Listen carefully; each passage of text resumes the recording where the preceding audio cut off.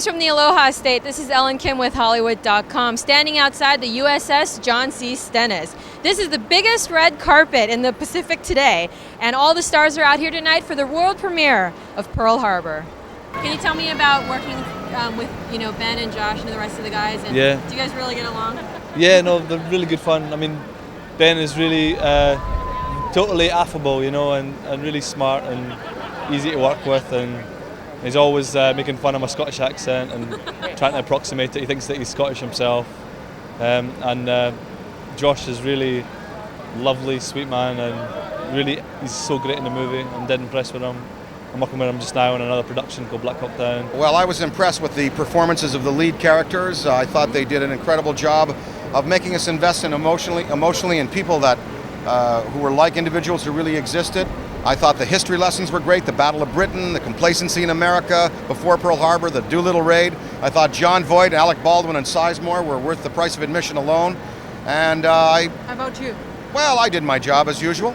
20 years from now, how are you going to remember this experience, no matter what happens to your career? How can I say that? I don't know. I don't know what's going to happen to me 20 years from now. I don't have a plan for tomorrow, so we'll see.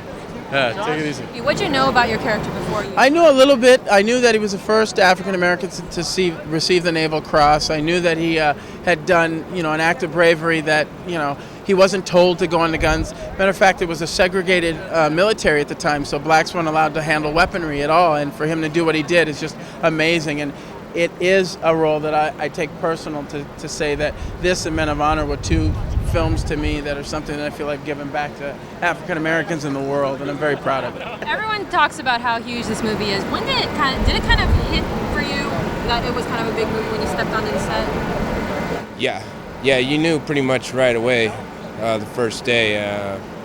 The facilities, the tools at their disposal, the amount of people involved, and the military being there, being a huge presence every day. You just knew it was. It's called Pearl Harbor, so it has to be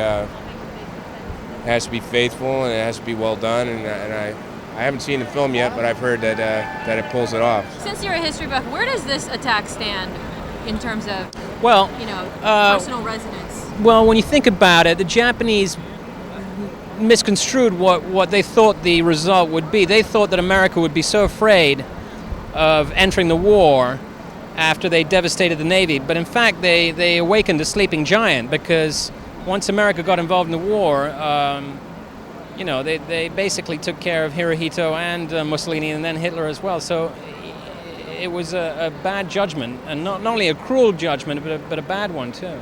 Personally, how are you going to remember this experience? With the emotion you get when you watch the survivors walk by and the military applaud. It really moves you. It moved us to be on this ground where so many people lost their lives. Tom, you rated Michael Bay up with the best of the cream of the crop. What makes him up there with the rest of the directors you worked with? Well, this movie here, he ratcheted up everything. He took it to another level. Over here. Very excited. I can't wait. This is a real thrill for me. Hey guys, I gotta go in the movie store.